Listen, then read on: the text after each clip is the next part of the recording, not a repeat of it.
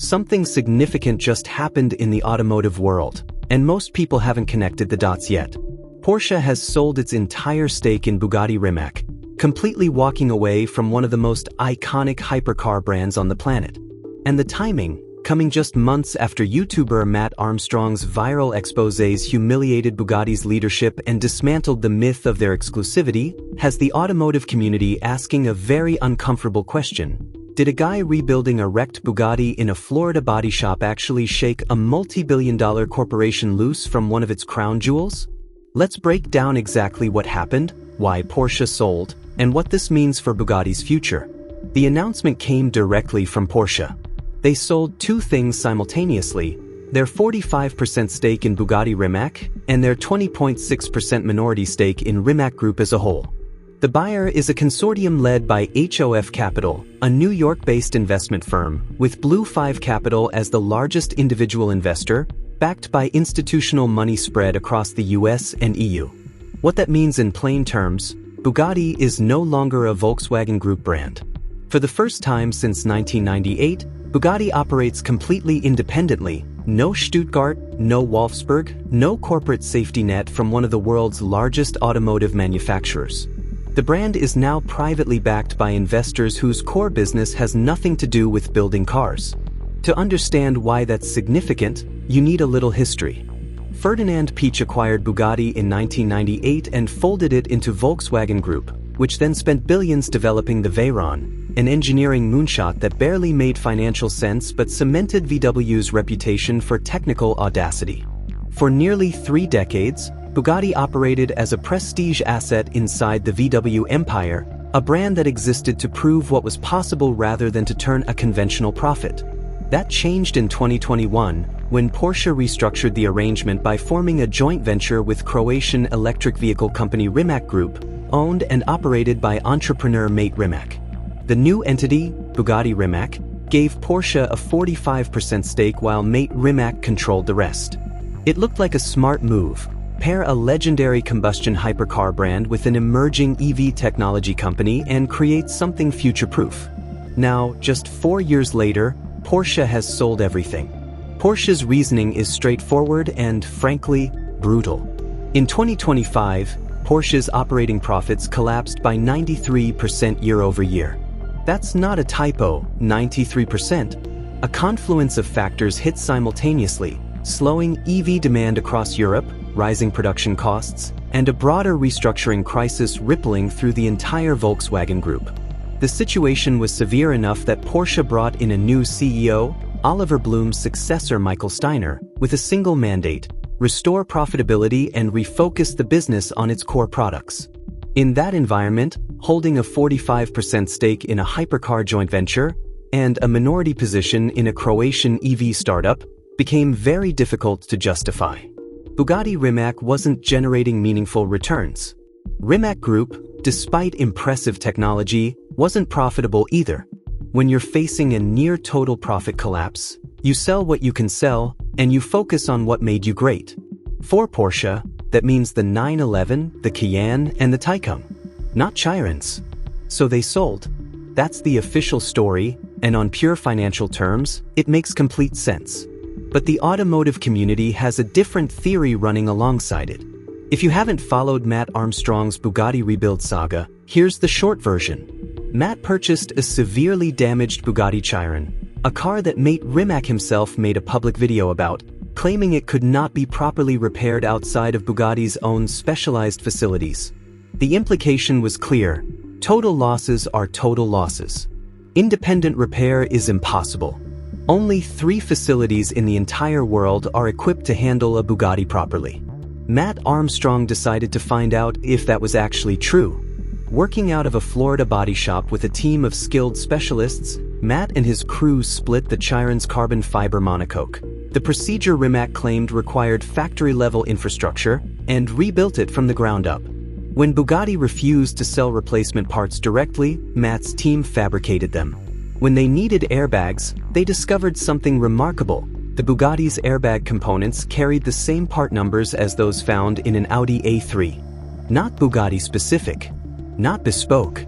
Audi A3. The implications of that discovery were enormous. Bugatti has long justified its staggering ownership costs, routine services that run into 5 figures, parts with eye-watering markups, on the premise of exclusivity. These aren't just cars.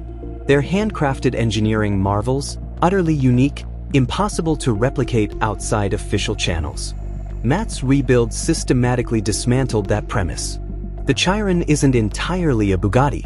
Large portions of it are rebadged Volkswagen Group components, Audi parts, Bentley parts, parts pulled from the same shared shelf that supplies ordinary production vehicles. The chassis, meanwhile, was welded back together by Matt's fabricator Bob, better than factory specification, according to subsequent inspection, in a rented body shop, not one of the 3 facilities in the world. And then there was the Veyron. Matt had previously documented a Bugatti Veyron that had been quoted a figure approaching $300,000 to repair its gearbox. The actual fault? A blown fuse worth a few dollars. The gearbox was fine. The part that failed was trivial. The repair bill that Bugatti's service network had generated bore no rational relationship to the actual problem. These videos racked up tens of millions of views. The comment sections filled with people who had spent years assuming that Bugatti's premium service costs were justified by genuine technical complexity. Matt proved they weren't, or at least not entirely. The exclusivity wasn't purely engineering. Some of it was theater. When Porsche's sale was announced, automotive forums and comment sections immediately drew the connection. One commenter noted the irony directly. Matt proved that Bugatti components are Volkswagen parts, and now Bugatti is no longer a Volkswagen brand. The badge has changed, but the parts bin hasn't. Another said simply that Matt Armstrong owns Bugatti now, not literally, but reputationally. He owns the narrative. He proved that the emperor had fewer clothes than advertised, and that story is now permanently attached to the brand. Others pointed to mate Rimac specifically, suggesting that this outcome might actually benefit him. Free from Porsche's oversight and Volkswagen Group's corporate politics, Rimac now controls Bugatti entirely on his own terms. He can set strategy, control the brand's direction, and answer only to his new private investors rather than to shareholders in Stuttgart. That's a fair point, but it cuts both ways. Rimac now has to make Bugatti profitable, genuinely profitable, without the financial cushion of one of the world's largest automotive conglomerates behind him. He has to convince ultra-high net worth buyers to keep paying multi-million-dollar prices for hypercars at a moment when the most watched documentary evidence about those cars shows that their service model is dramatically inflated and their components substantially shared with mainstream vehicles. That's a harder sell than it was 2 years ago. The honest answer about what caused this sale is probably some combination of 3 things. First, Matt Armstrong's exposés genuinely damaged Bugatti's brand value. If prospective buyers, people with the means to spend $3 or $4 million on a hypercar, watched those videos and started questioning whether the exclusivity justification holds up, that softens demand. Softened demand lowers projected revenues. Lower revenues make a 45% stake in Bugatti Rimac look less attractive on a balance sheet under pressure. Second, Porsche's financial crisis is real and independently sufficient. A 93% profit collapse forces asset sales regardless of brand sentiment. No YouTube video needed. When your core business is bleeding, you liquidate non-core positions. Full stop. Third, mate Rimac may have wanted this. Independence from corporate oversight has obvious appeal for a founder. If Bugatti's brand value looked temporarily depressed, partly due to negative press, partly due to market conditions, that's actually a window for a buyout. Porsche might accept a lower valuation. Private investors with a longer time horizon might see value that a quarterly earnings-driven corporation can't afford to hold. The truth is probably all 3 converging at once. Matt's exposés applied pressure. Porsche's finances forced a decision. Mate Rimac saw opportunity. Everything arrived at the same moment. Bugatti is independent. Mate Rimac controls it. A consortium of private investors has backed it. And the brand must now prove it can survive and profit without Volkswagen Group support, while millions of people have watched video evidence that strips away a significant part of its mythology. The question isn't whether Matt Armstrong directly caused Porsche to sell. Maybe he did. Maybe the financial collapse would have forced this outcome regardless.